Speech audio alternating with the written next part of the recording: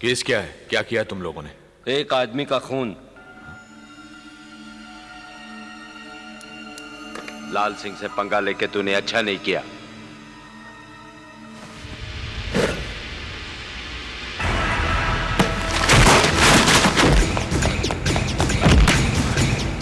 कोई है?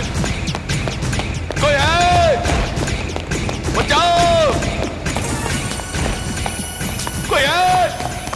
कोई है? बचाओ! कोई है? बचाओ!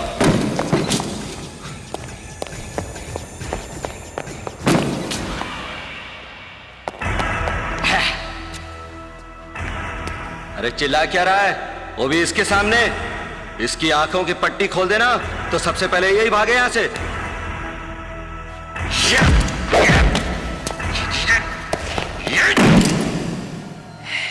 कोई है? अरे जब 9 से 5 यहां कोई नहीं सुनता तो 5 के बाद कौन सुनेगा? ये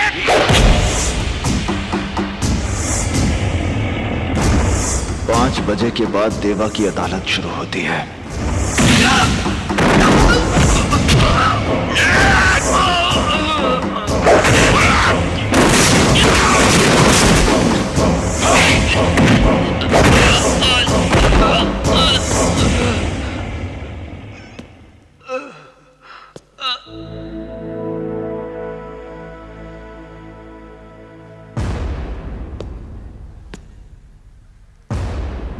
जानवर को मारने के लिए जानवर बनना पड़ता है बाबूजी।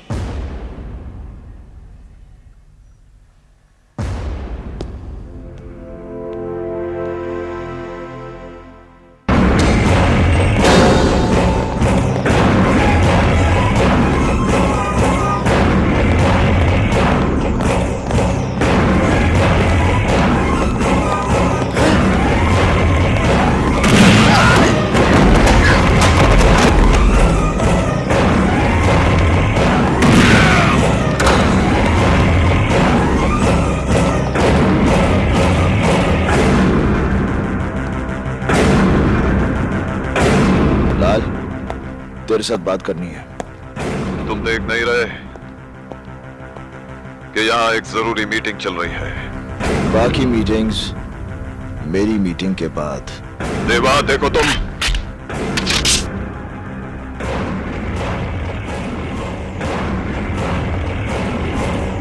मैं तुझे मारने नहीं आया लाल। ये काम मुन्ना या मनी कोई भी कर सकता है। आखिर तुम चाहते क्या हो मुझसे? लाल सिंह, तूने अपनी गुंडागर्दी की बदौलत जमीनों पर नाजायज कब्जे करके बहुत बड़ी बड़ी इमारतें खड़ी कर दी।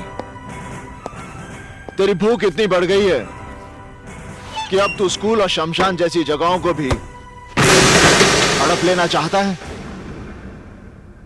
ये कलीना वाले प्लॉट के पेपर्स हैं लाल सिंह। आज के बाद इस जमीन पर तेरी कोई दखल अंदाजी नहीं होगी। इन पेपर्स पर साइन कर। तेरी जिंदगी के 5 साल मैं बख्श देता हूं।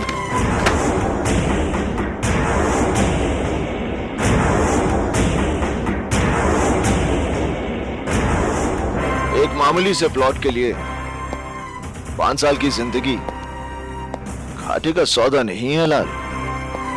ले साइन कर।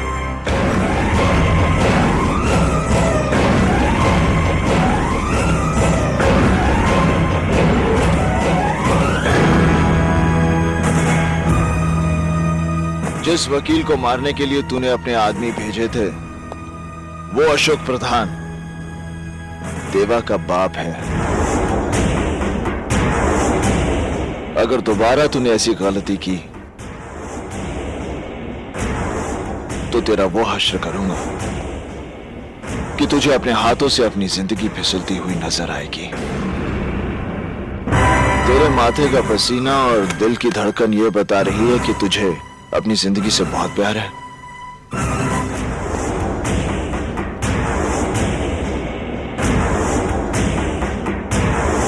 चिल्लाओ मत इंस्पेक्टर, ये देवा की अदालत है और मेरी अदालत में अपराधियों को ऊंचा बोलने की इजाजत नहीं। लेकिन मैंने किया क्या? तेरे गुनाहों का काला चिट्ठा मेरे पास है इंस्पेक्टर। तुझे कानून की ठेकेदारी का लाइसेंस मिले 6 साल हुए और उन 6 सालों में तूने अपने लॉकअप में 5 लोगों को बेरहमी से मौत के घाट उतार दिया। देखो देवा, मुझे यहां से जाने दो। नहीं कुलकर्णी, मैं तुझे यहां से जाने की इजाजत नहीं दे सकता। मैं यहां ऊंचाई पर बैठा जरूर हूं, मगर इस कोर्ट के फैसले नीचे बैठे ये लोग करते हैं।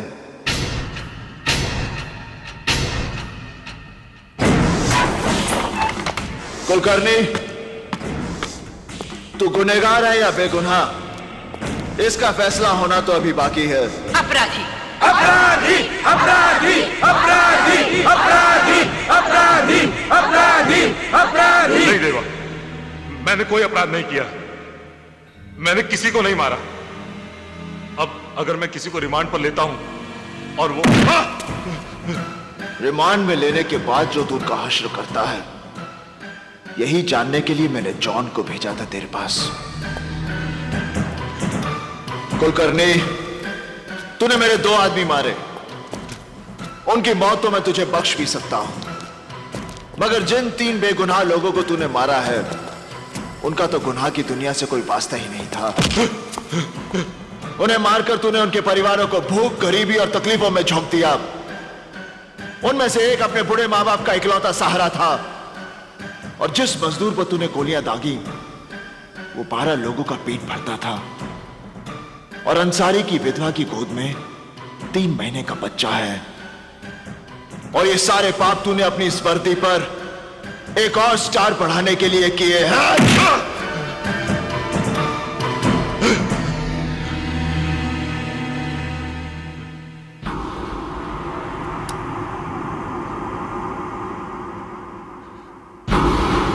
नहीं देवा, नहीं देवा, तुम मुझे नहीं मार सकते।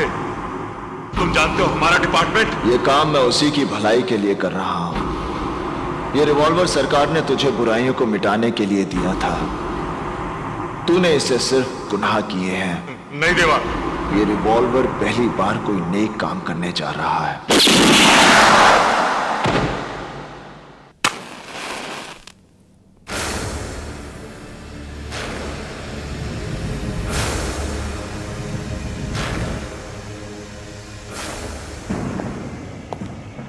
देरी से आने के लिए माफी चाहता हूं।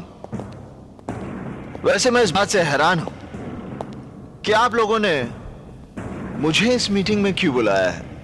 देवा, इन दिनों हमारे धंधे में मुश्किलें बढ़ गई हैं।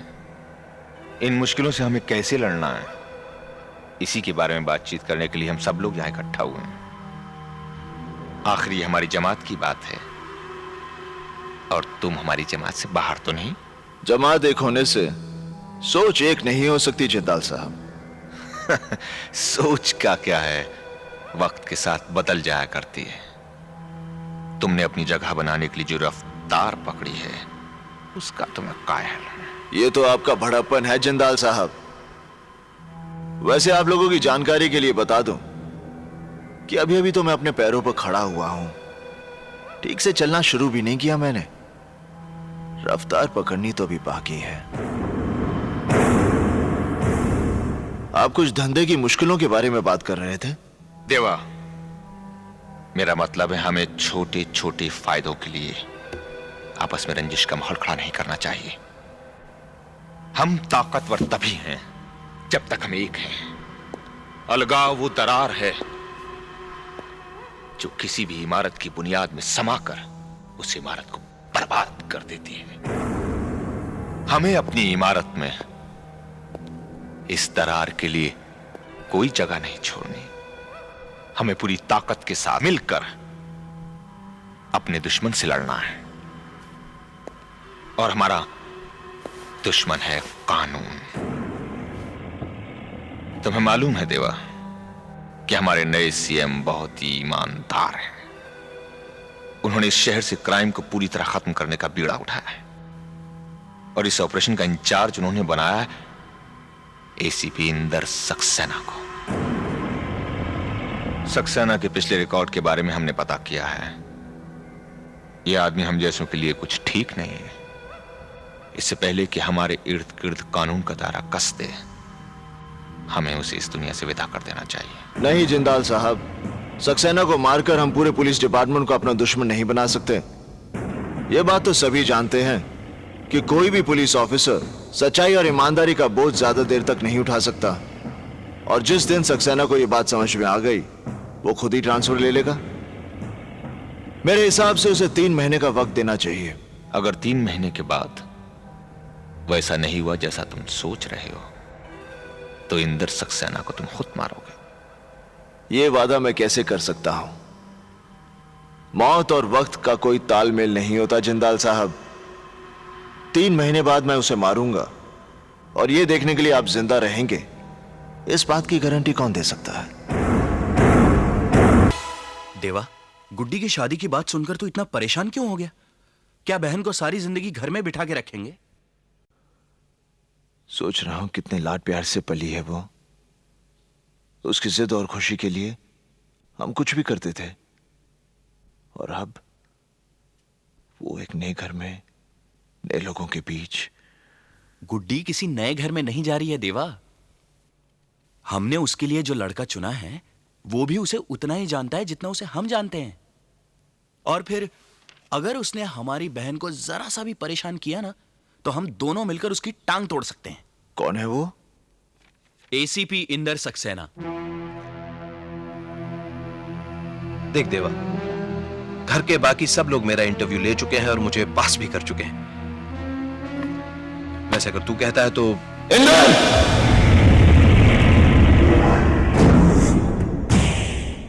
गुड्डी मेरी इकलौती बहन है। उसकी मुस्कुराहट के लिए मैं अपनी सारी खुशियां लुटा सकता हूं। उसके लिए मुझे एक नेक दिल, होनहार और काबिल लड़का चाहिए, और ये सारी खूबियां तेरे में है।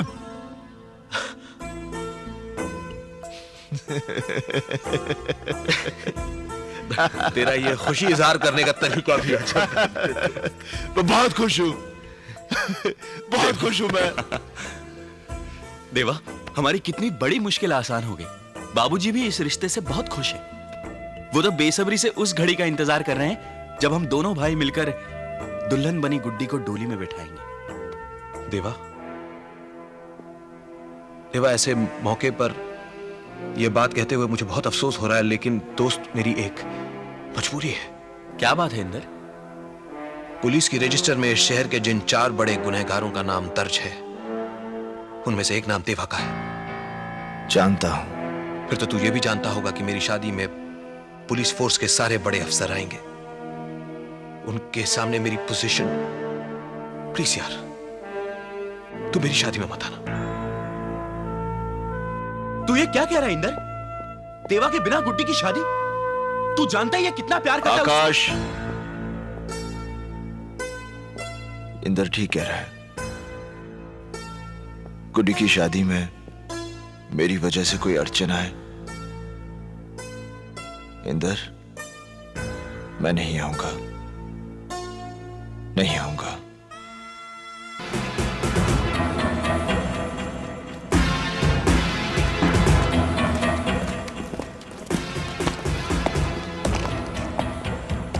माँ?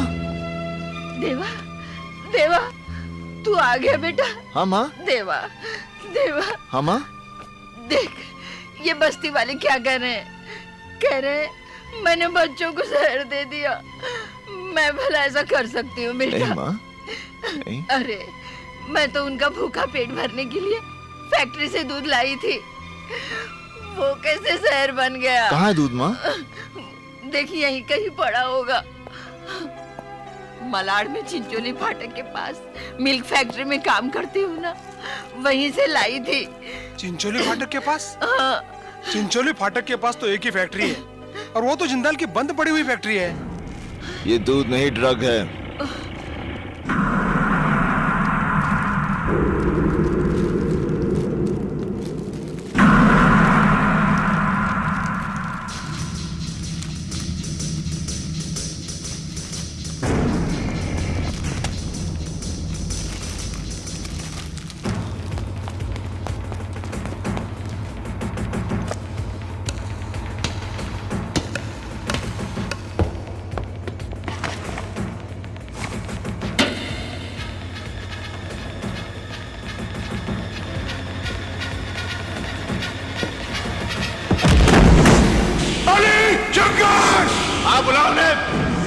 वो आएंगे जरूर, लेकिन तुझे कंधा देने जा।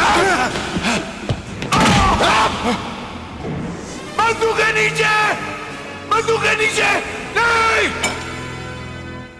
मारे बच्चों औरतों को बाहर निकालो। हाँ देवा। चलो बच्चों, चलो चलो उठो, चलो जल्दी चलो, जल्दी बाहर निकलो, चलो चलो माजी, चलो बच्चों ध्यान से। बच्चों जल्दी, संभाल के चलो बच्चों, चलो माजी। माजी चलो निकलो यहाँ से, चलो।